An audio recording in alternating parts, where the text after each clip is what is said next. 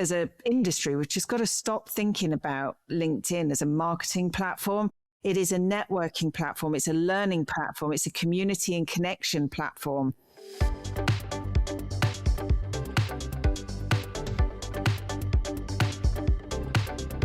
You're listening to the Content 10x podcast, where it's all about content repurposing. I'm Amy Woods, and I'm here to help you maximise your content and find smart ways to get your message in front of more of the right people, whilst also saving time. Let's get started.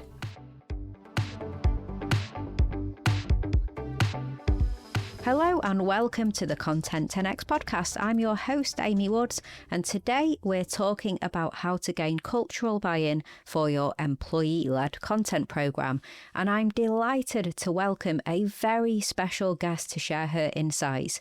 Sarah Goodall is CEO and founder at Tribal Impact. Now, 10 years ago, she made the jump from B2B marketing leader to founding Tribal Impact. They're a specialist social media consultancy focused on scaling executive branding, corporate influence, and social selling programs on LinkedIn.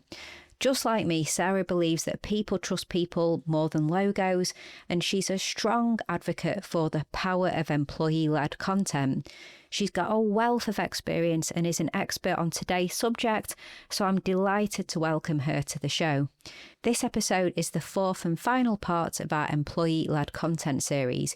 You can check out the past episodes for a deeper dive into employee-led content, where you'll find out how to enable employee-led content without forcing it, how to build an employee-led content system that actually works, and why employee-led content is the biggest B2B advantage in 2026. So, as I said, we thought we'd wrap up the series with an expert discussion. So in this episode, Sarah and I talk about why people trust content from their peers over traditional brand messaging. We talk about the importance of building and nurturing employee trust. We talk about why today's buyers and consumers want to know the person behind the brand, and how to measure growth, what good looks like with employee-led content.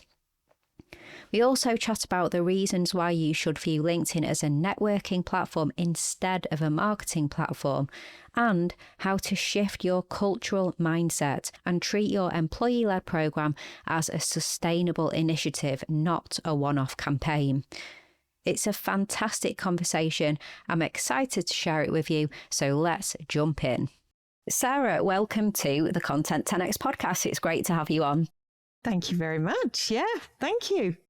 I'm really looking forward to this conversation. So on the Content 10x podcast, we have been running a mini-series on employee-led content and why it's so important to elevate the voices of the people who work for you, and everything around that, like people-led, employee-led, especially now that we've got so much AI content as well and things like that. So when I thought, right, I need to actually bring an expert on to discuss this with me, I remembered seeing you, Sarah, speak at an event. I think you were on a panel at an event a couple of years ago. I think it was actually in London.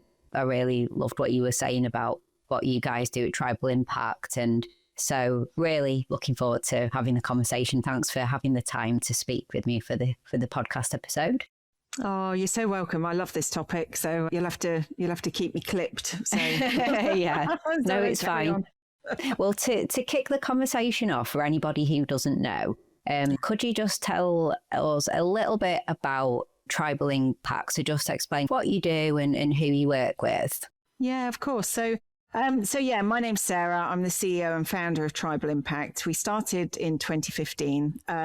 And it was born out of the belief that people are more interesting than logos. And if I look back in my career, it's always been in marketing in tech companies. But most recently, before I started Tribal, it was at SAP, and I managed the social media channels for Europe, Middle East and Africa. And honestly, even I was bored of the content that I was pumping out on these channels. It was just a tick box exercise to get some brand content. Have we put it through the advocacy platform? Yes. Have we put it through paid? Yes. Have we put it through the brand? And it was like, this is not right. And I used to look at my peers in the company going, you are way more interesting on social media. And that's where I got the idea for this. And then it became an industry. And this is what we do. So at Tribal, we just purely focus on this very niche sector, which is about activating the employee voices behind the brand, whether they be executives, sales voices, expert voices, but it's all about the habits and the behavior and enabling those voices to strengthen the brand voice, and not the other way round, which is what I think we'll get into through these questions, actually. It's so interesting how long you have been doing this. I think there's lots of different agencies that have popped up in the last 5 or so years, but you've been doing this for a while. In terms of what was typically driving people to come and work with you in those early years compared to now, how much has changed? Yeah, massively. When I first started out, I think some pioneering brands were recognizing this shift. So my colleagues from SAP were going into other companies going, hey, we did this at SAP. If you want to get ahead of the game, this is what you need to do here. And it is all around trust building. And I think that those forward-thinking brands that recognized this early wanted to experiment. So 10 years ago, they were kind of experimenting. And then COVID came and the pandemic forced everybody to be at home. So when sales teams were forced to be at home, we had a lot of clients come to us saying they need to have digital selling skills. Now, up until that point, it was a nice to have. We were convincing people that this was a good thing and this is what you needed to do. That point changed a lot because then suddenly everybody was homebound and they needed to carry on building relationships, but in a digital way. And so after that, that sort of accelerated trusted voices. But then I think more recently with the development of AI, a lot of people are not trusting everything that they see and they're questioning, does that really sound like that person? Is that authentic? Is that really aligned to what I know that they're passionate about? And so people are questioning everything. And the sphere of trust and our networks are becoming smaller. And if you look at the Edelman Trust Barometer this year, the 2026 one, it talks about those trust circles are getting smaller. So we are looking at people more locally. We're looking at people in our business. We're looking at more than we are trusting paid influencers, even though we know they're paid. Do you know what I mean? So this is accelerating it again. And so, it's really interesting because when I started Tribal, I always thought, I've got 5 years in this and then the market will be saturated. But it's quite interesting to see how it's changed over the years and the drivers. So and this is where we are now. So absolutely. And I saw you recently shared a post on LinkedIn about a Forrester article about B2B predictions, and it was called The Race to Trust and Value on LinkedIn. And you shared a great post that caught my eye about your views on that, because obviously this is the world that you live in. And you talked about influencer relations, how they talked about how that's moving from being more like tactical PR to a business growth strategy. What were the main things that kind of jumped out to you for that? Because I read that after you spoke about it and I found it really interesting. You shared a few views on LinkedIn, but what were the biggies that you just thought, gosh, this really resonates with what I'm seeing with the clients that we're working with? Yeah, the key stat that stopped me on that was that 75% of B2B brands are going to be investing in influencer programs, which I get, right? Because people are recognizing this push for trust, this race to influence. What worries me a little bit, what I see. So for example, when I saw the pandemic and what that did, everybody was like, we need to upskill everybody to use LinkedIn and digital platforms. It was like, right. But you do one webinar and nothing changes, right? Because people don't learn in that way. What you're talking about here is habits and behaviors, and that takes a while. And then we see this race to trust and value and this investment in influence. And I see that. But what worries me a little bit here is that I can see everybody going, we need all our employees active. We need all our experts writing content. We need all our... But there's a massive piece here that if organizations are not careful, they're going to miss it, which is the right experts need to be talking about the right things. You can't just go you, and you. You've got 2,000 followers on LinkedIn. You take this topic, you take that. I have seen that in brands. That doesn't work. And not all experts will want to be active because they want to retain their knowledge because that's what keeps them trusted and keeps their value high. So you've got to know what buttons to push. And also different roles have different goals within an organization. How a salesperson will build influence will be different to the audiences that an executive's talking to.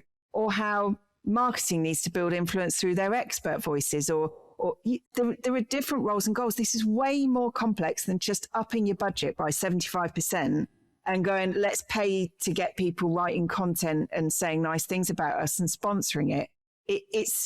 That is just one layer. But if you go even deeper than that, there is a layer which is, if you want your employees to talk about your brand, you've got to get the foundations right, which is all about culture, engagement, trust. I mean, marketing, that's normally left to HR. So, but if you go down to that layer, this is where the real motivations are for employee advocacy and influence. And, scratching that surface and putting some budget on top of it, hoping that, creating some more content and paying for it to get out there is quite superficial unless you look a bit deeper than that, which are the motivations behind it. So I love it. I love all these articles, but there is my slight concern, having done this for so long, that this is more than writing content. It's more than paying for influence. It's more than that, especially in this world where we're all questioning what's trustworthy and what's not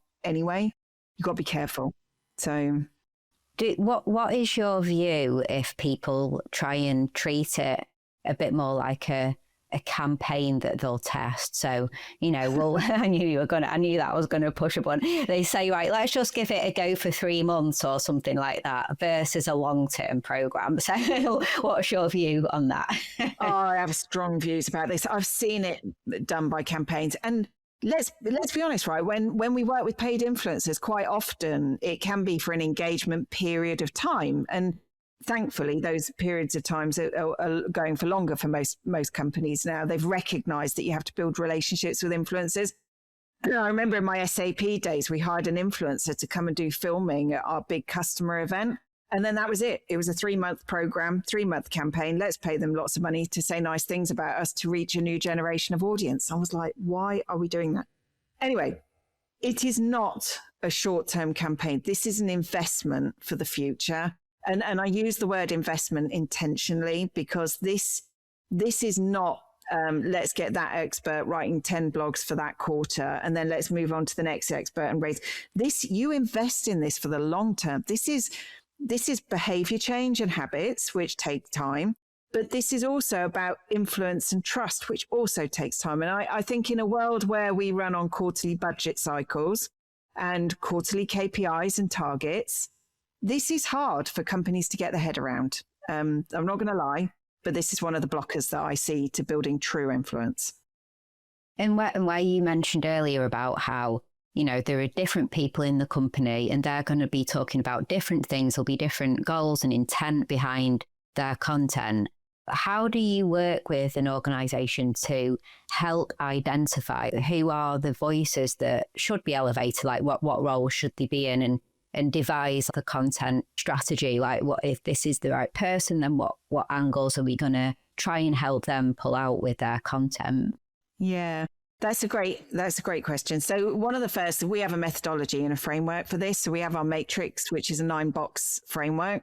So one of the first things we do is map an organization or a team to the matrix, right? So if you're working with exec teams, we'd map them. If you're working with sales teams, we'd map them.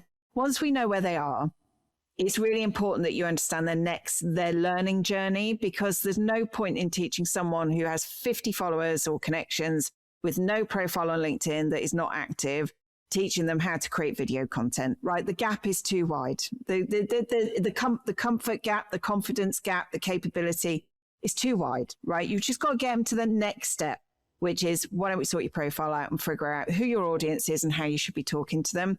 And that will be different to everyone, right? To your point, it's different. So I really think mapping the maturity of your team, your organization, is the first step. The second step is to identify those ambassadors that are already doing it already, your experts that are active, your execs, because there's nothing stronger than peer-to-peer recommendations and that kind of thing. So once everybody sees what someone they know is doing, they're like, oh, I want some of that. I saw this at SAP. I see it in our customers.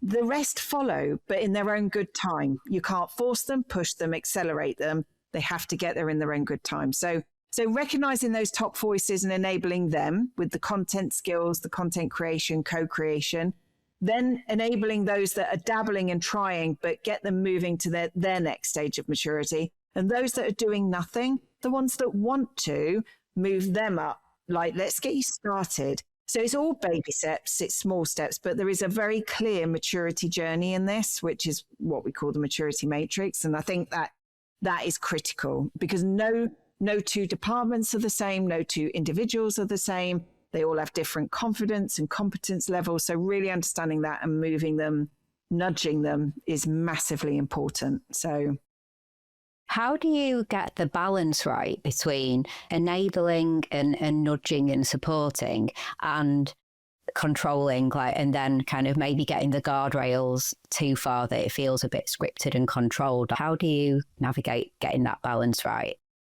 Yeah, it's well, this is hard actually, because the people often that are investing in this are the ones that want brand front and center, especially when you know what I mean. So if you're working with executives, they'll want executives talking about brand. And it's like, yeah, but your executives aren't just talking to customers. They are also talking to their employees. They are also talking to your future employees. They have different audiences to other people.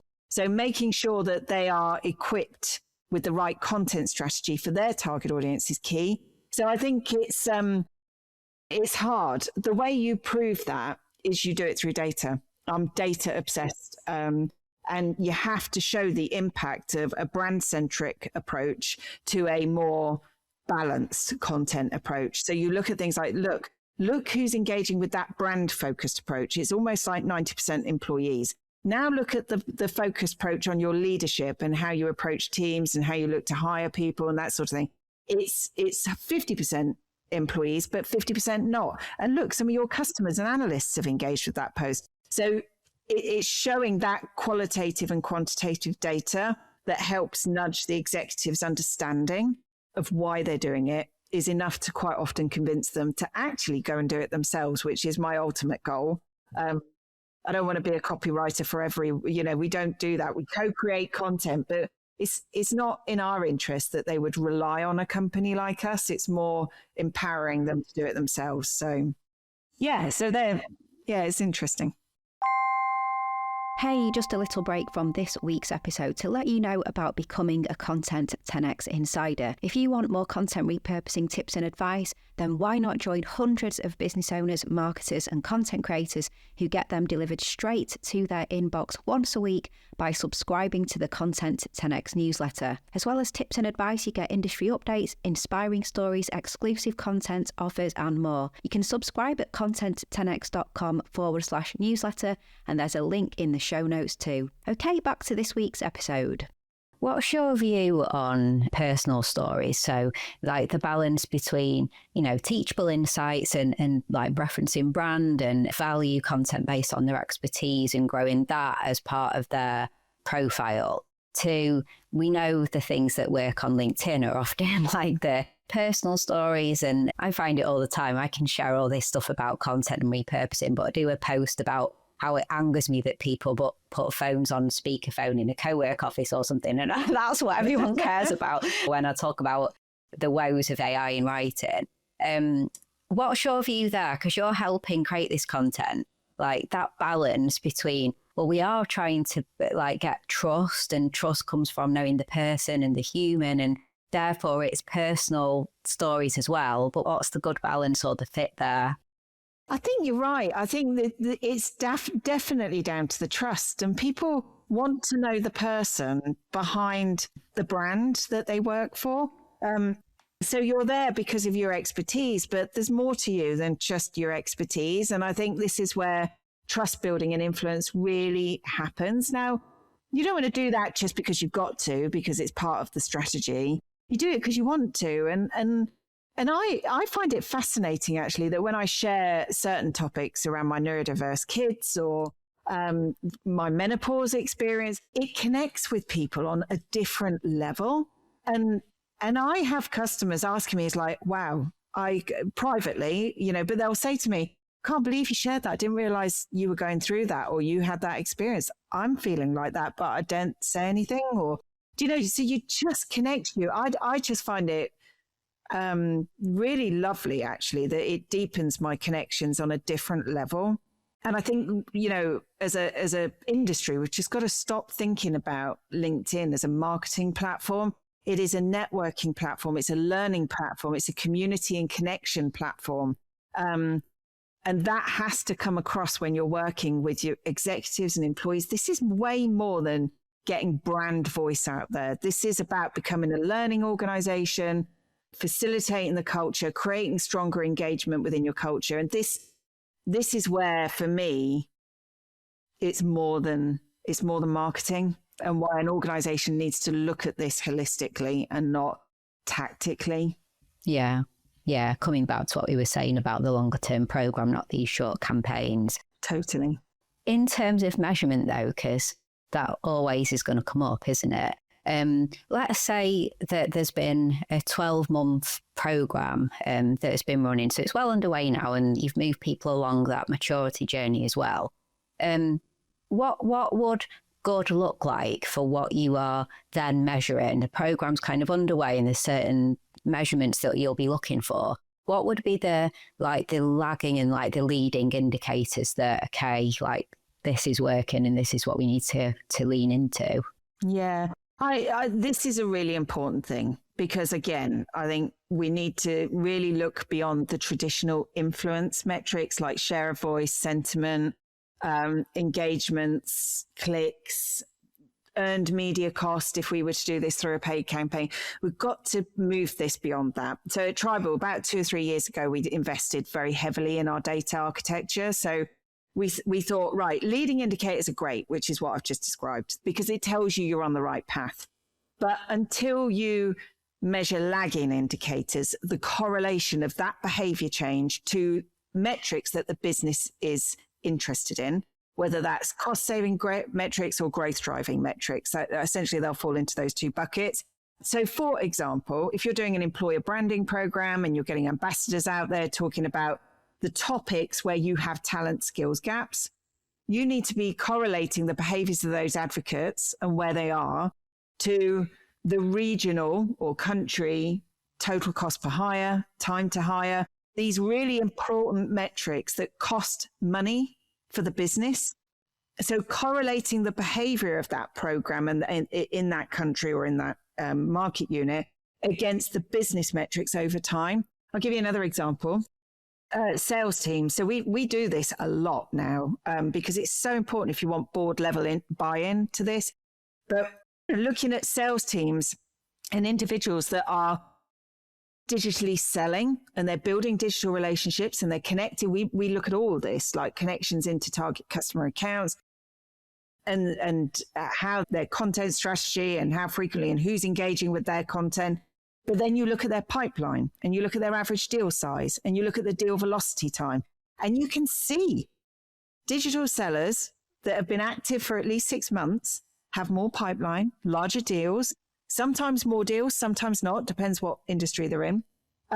Deal velocity is something as well to watch. Do those deals move faster? They will, because they're inbound, because these people are nurturing audiences before they become in market. These audiences find them, not the other way around. So these are the kind of metrics that boards are interested in, not necessarily clicks, engagements, influences. They're good. They tell you you're on the right track. So don't scrap them, but you do need to understand how you tie this back to business impact. With particular individuals, when they are putting themselves out more through content and things like that, and then, it's not just LinkedIn, but imagining that they're then being invited to sit on panels at events as an expert, they're invited on people's podcasts and things like that. So they're becoming a more influential person, people are coming to them, sales cycles getting smaller, things like that. Is it sometimes a case of measuring kind of the sphere of what's going on with person X versus person Y as well? Like person Y is not posting anything, not doing anything, and this is what all their metrics look like, and this person is doing all this, and look at all those things. Like, can you sometimes do things like that? I know it would be hard because you couldn't say all things are equal at all. They're 2 human beings. So is that challenging, or can you broadly speaking say, well, this group here are embracing this and these are the metrics here, this group here aren't, and these metrics here, or is that too challenging because of the individuals? I think you need a sample size big enough to know it's not a fluke. So that for me would be the argument there, is that you need a decent amount of people. But you did touch on something there. It could be that those digital sellers just also are great sales closers, right? So in that example, or that talent recruitment specialist might just be really good at recruiting talent. Whereas somebody else, it might not be their skill set. So it doesn't matter what they do digitally. They might just be good at closing or recruiting, but that's why you need a bigger sample set, right? So that's where you start to see behavior change at a group level. And we've seen that correlation happen when a sales leader embraces this. We see their team follow, right? So, and vice versa. When a sales leader doesn't believe in any of this, we see their team not bother either. So I think that direct line management has a massive influence on the behavior and habits of a team. And I think that, again, when we started this conversation, I said, chuck in 75% more budget influence. Do you see what we're doing? We're scratching the surface of all the complexity behind that, which worries me when people chuck more money at influence thinking, oh, more visibility. And it's like, oh, it's deeper than that. So, yeah. What would you say is the biggest risk that gets raised to you when having conversations about embarking on this type of program and investment? What are the biggest risks that are concerning leaders? Yeah, one I hear a lot that I thought you were going to raise earlier actually was, well, what if we train all our employees and they leave? We've just trained them to be influential, and now they've got a bigger personal brand than the company brand. And I'm like, okay, well, this comes back to the foundation level, right? If they're happy in their role and they're happy in the business and they're connected to the brand, this is how it's connected to that. And they won't want to leave, right? So, or sometimes if they do leave, that's still not a bad thing because they're broadening. Lots of people at your company are connected to this individual that then leaves. They then grow their network somewhere else. It just grows your second degree networks further. So, don't be so worried about this. This is where I think it's treated as a campaign, a one time. This is not about marketing visibility. This is bigger. It's about creating a learning organization. It's about creating influence, community, connectivity, relationships. So if you treat it as a campaign and a visibility program, then I can see why you might be worried, but it's way more than that. So that's one of the biggest concerns. And then measurement, which we've just talked about, that's another risk that they think we pay a load of money and where's the return? People are quite used to seeing paid this, got that, made these calls, got these meetings, paid this, got this many clicks. It's not like that. To what extent is there a worry around the risk of people saying the wrong thing and like reputational damage as well? Yeah. Well, most organizations will have a social media policy. Now, I would argue, do employees know where it is? Have they read it? Do they understand it? And can they apply it? So there's 4 human errors there that could go wrong with the social media policy. Yeah. I don't think just ticking the box saying we've got a policy governance covered is enough. This is about ongoing enablement and giving them the confidence and the comfort level. It comes through enablement. So the policy is great. Well done. But actually, you've got to live that policy and enable people so they don't fall into that risk. And I do think this is actually where advocacy tools are good. So those that are starting out with sharing, that don't know what to share, how to share, they don't want to share something that's going to get them into trouble. Advocacy tools are brilliant for that. And it just helps them get over that confidence hump and just get them in that habit of sharing, knowing that they're protected because everything they share from the advocacy tool has been approved. And then as they build their confidence, they might start creating their own content and going off the advocacy tool. And that's fine because we want people to create their expertise and turn that into content. But then you can feed that back into the tool. And a lot of companies miss that. It's like, if you've got experts creating content, why are you not feeding that into the tool? Because peers love sharing peer content. I wrote that on LinkedIn this morning. Peers love that. We see it in the data. They share their peer content way more than they share brand content in an advocacy tool. So get your experts feeding in. Or because they've dropped out the platform and don't want to share what everyone else is sharing, that's fine. But put their expert content in the platform. It completely makes sense, doesn't it? It's just it's kind of expected human behavior that you would share peer content over, as you said before, like brand logos, the connection, the human connection. So if you're proud of something that a peer has recently published or something like that, which you should be, hopefully, you all have, if you have a good culture within the company, you should be proud of the voices within the company. So sharing that peer content versus a logo with some content, it's just natural human behavior. You're more likely to do that, isn't it? Yeah. And when we talked earlier about trust circles getting smaller and people are trusting their co-workers way more than they trust people outside of the company, then guess what? That's why those metrics are showing peer content performs better than brand content. Yeah, exactly. And in our psychology of why we would share things as well, we care how it reflects on us, don't we? We what we share reflects on us, so we care about that. So there's more trust behind it because you know the person. What would you say is one mindset shift that organisations need to make for employee-led content to really work? I know there's loads, but if you were just to pin down one mindset shift that you guys could make to make employee-led content work, what would be your biggest mindset shift request? Yeah, I think this is way bigger than marketing.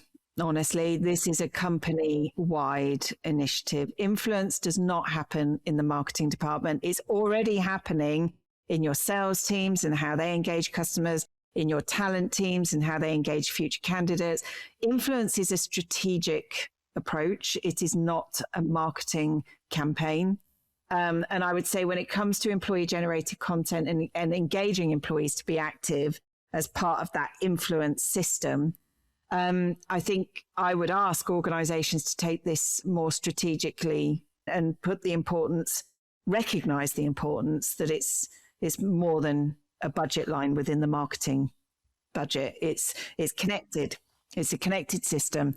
And if you really want to see the power of organizational influence, is when your employees are creating content, understanding that system, but they're creating a content that's relevant to them, that also supports the company brand, but it helps with that whole system, and they're not doing it in isolated silos. And I think that would be the biggest mindset shift I think an organization needs to have.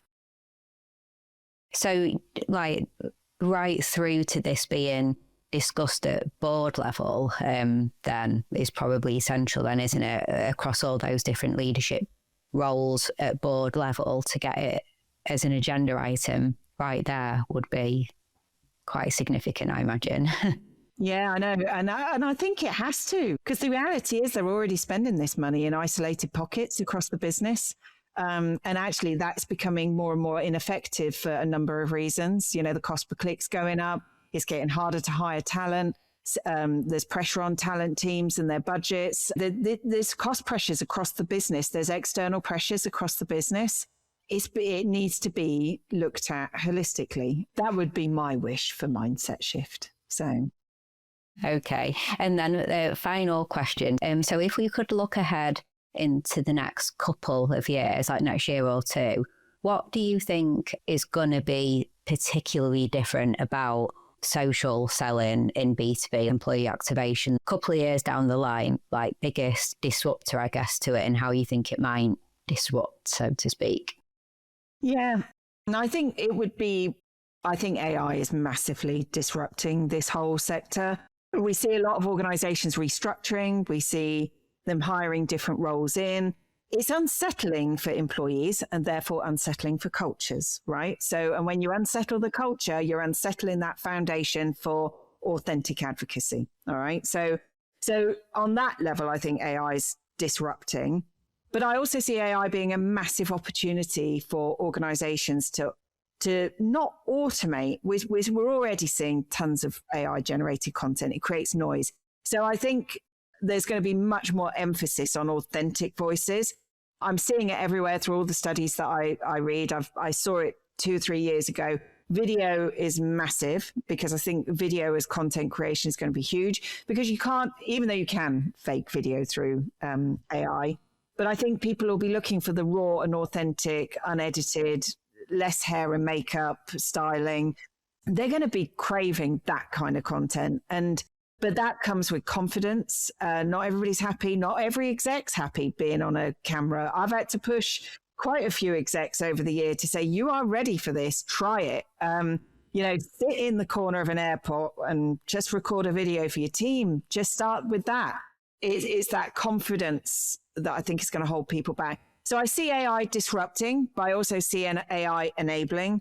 And I certainly see within the sales organization how they're using AI in tools like LinkedIn Sales Navigator. It's going to change everything for these guys. They're not going to have to click fields. This is just going to be a natural language enabler for them to find customers that are ready to talk to them.